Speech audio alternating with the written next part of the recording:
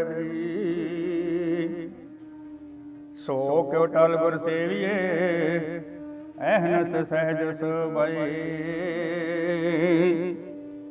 दर्शन परसिए गुरु के जन्म मरण दुख जाए दर्शन परसिए गुरु के जन्म मरण दुख जाए। गुरबानी में एक पंक्ति आती है, मन नीवा मत उच्ची, अपना अहम को नीचे रखना, and to keep your humbleness at the height. Gurbani यही सिखाती है, सिख कम्युनिटी इसको अपने बहुत करीब रखती है।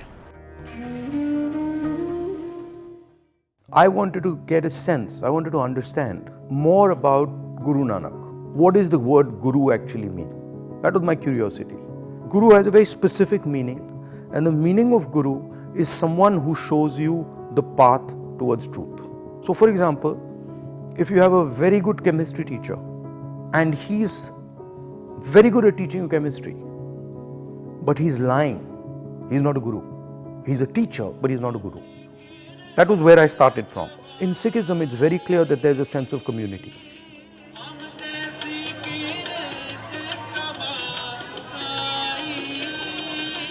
He wanted someone to explain to him the fundamental principles of how the Sikh religion evolved, what are the practices, and what is the history of Sikhs. When I was doing the seva, it was naturally set up for me to question my ego. There, the community is helping you do it. So the community is saying the three tenets. First idea, that you have to work, meaning that you can't be a parasite on society. Second idea, that when you're working, you have to observe what you're doing and you have to observe the effect of what you are doing on other people. And third idea, that whatever you do, some benefit of your effort has to go to other people. So that immediately builds a community. And it's the community that acts as a vehicle for challenging the idea of the self, for challenging ego, for challenging hatred, for challenging violence. To me, the most foundational thing is that the entire concept is built on affection. And the entire concept is built on respect of the other. Not just respect of the other person from your religion, but respect of the other from every religion. Some of why I thought I should go and see the Golden Temple. I had been there before. And the interesting thing was that when I went there before, I matha tekoed and I sat in Harmandir Sahib, but I didn't do seva. Now when I did seva, it completely transformed the experience for me. Because I felt when I am quietly cleaning the katori, I'm suddenly feeling that, oh, I'm part of a group of people who's cleaning this katori. And I am doing the work that is promoting what Guru Nanak said. I am part of community, a larger system that is protecting an idea. So that was very interesting to me. Each one of the sevas I made friends with a little girl in the shoe seva, which frankly I really loved working with her. She's very cute. And then there was a couple little kids also. And then even other people who I met, really, who were very affectionate. You know, if you look at Indian society today, and you see the anger and you see the hatred that is being spread in society, has many examples in history, Guru Nanak being one of them, that actually guide us on the path that we should be walking on. And it's unfortunate that with such a treasure that this land has, we don't seriously look at that treasure. We are so busy doing our thing, trying to succeed, trying to impress other people, you know, trying to make money, trying to be famous, that we forget that actually the real treasure that India brings to the world, probably more than any other land, are these great people. We are going through a phase where wisdom is lacking.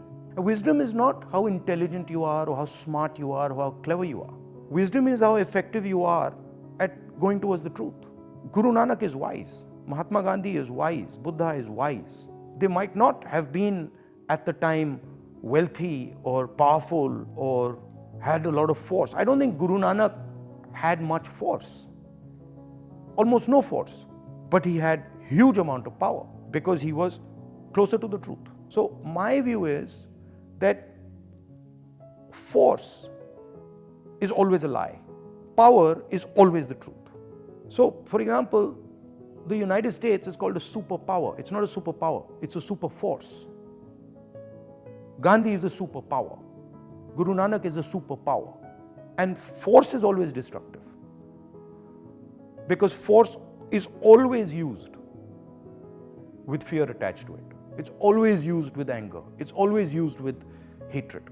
I'm early on in my journey. It's not that I am reached anywhere, but I find that if I'm operating in the realm of power, and I have to, you see, I don't have force compared to the BJP. I don't have force compared to the RSS. They have force. They have the government of India, they have institutions, they have CBI, they have ED, they got everything. So the only thing I have, and I cannot tell you how beautiful it is I have the truth. And no matter what they do, they can keep going. Their force does nothing to the truth. It just doesn't. So that's what I would like young Indian people to understand. I am very happy that Rahul Gandhi understood this, and he did not come like any other VIP जो आते हैं यहाँ पे और वो मत्था टेकते हैं और चले जाते हैं. I was so impressed. He was asking questions, and it was not that you've talked about something and then it is left hanging. It was concluded, the observations were there, and then coming to a crux. भाई ये बात है, अच्छा ये ठीक हो गया, अब then we would move forward. So it was a very, very engaging conversation. I feel that बार साहब एक ऐसी जगह है जहाँ पे आपको जाके पीस मिलता है.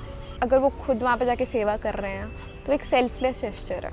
People will get influenced by what he is doing, and I think they will also come forward doing it. सेवा की जहाँ तक बात है, गुरबानी में कहते हैं निमाणिया दा मान. That means he is there for those who surrender themselves to him and letting your ego go. सेवा आप में यही जगाती है. That is the message.